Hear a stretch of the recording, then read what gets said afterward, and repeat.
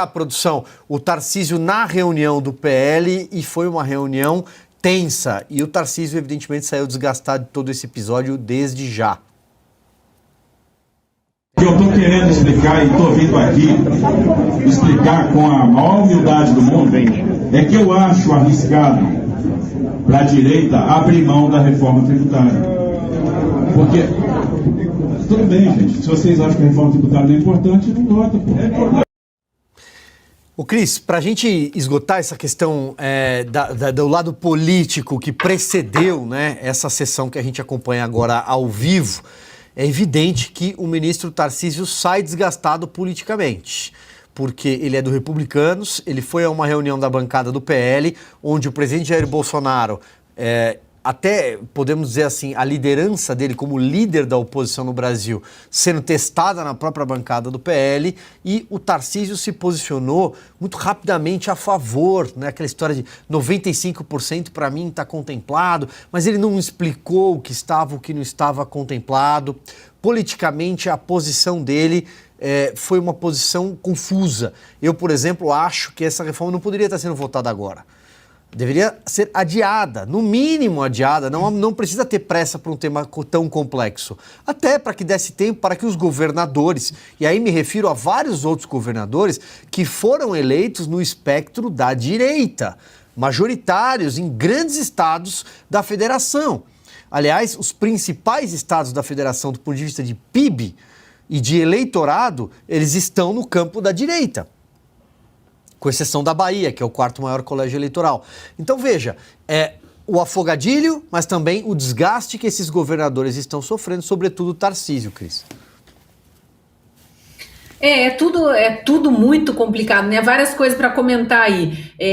Primeiro, a gente mostrou agora há pouco a fala do deputado Ricardo Salles, dizendo, e eu acho que essa é a tônica de vários deputados, eu conversei com alguns outros de São Paulo, o Tarcísio é governador de São Paulo, mas ele não fala em nome dos deputados de São Paulo, né? Então ele estava ali trazendo uma posição dele, e sabe-se lá o que o fez colocar-se tão próximo de Haddad a ponto de dar uma entrevista coletiva antes, né, 2 dias atrás, ontem, eu acho, teve uma entrevista coletiva, ele ao lado de Haddad, quando ele dá essa declaração dos 95% de acordo.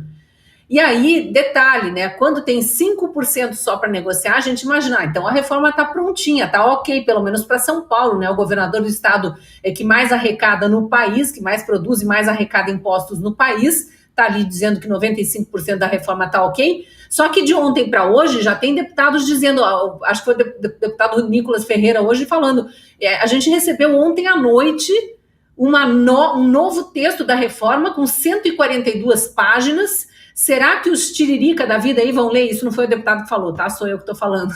Será que os deputados vão ler as 142 páginas em 24 horas para estar com aquilo bem mastigado, bem compreendido? Ler e estudar, né? Para estar com aquilo bem compreendido e votar algo que pode impactar a população inteira por décadas.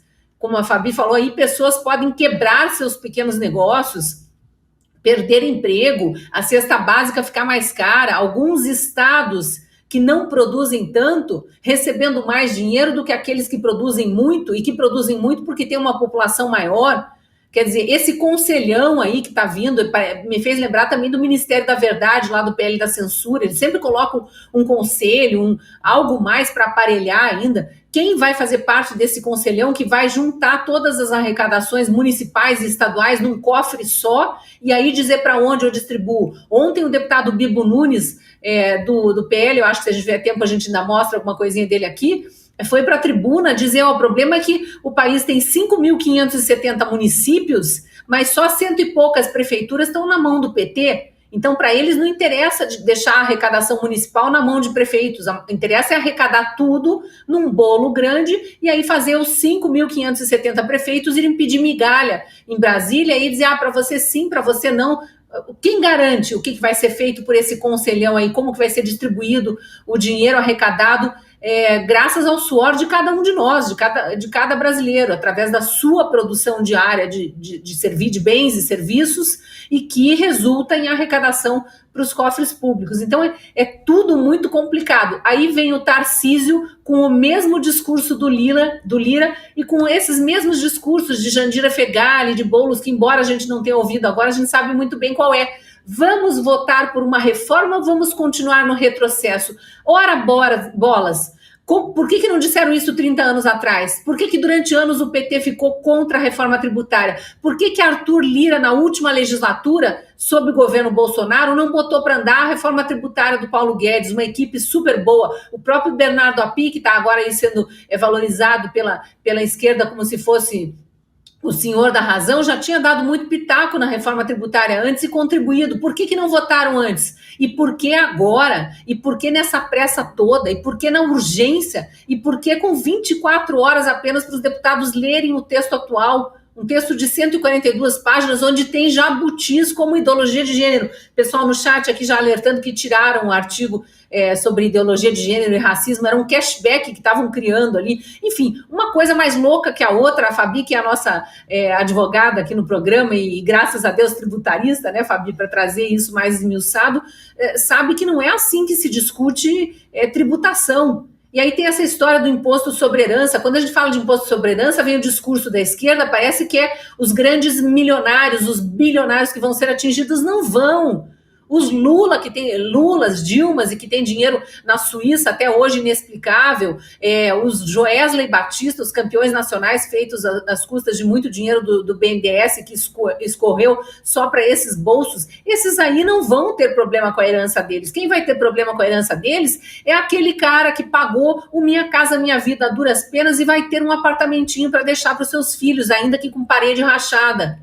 Esse vai ter que dar metade, sei lá, 40% do seu patrimônio para o governo. Quer dizer, os filhos vão ter que dar, né, quando o pai, infelizmente, não estiver mais aí, mas tiver deixado essa segurança, pelo menos de moradia. É tudo muito injusto para ser discutido às escondidas, às pressas e madrugada adentro, como promete ser essa discussão aí.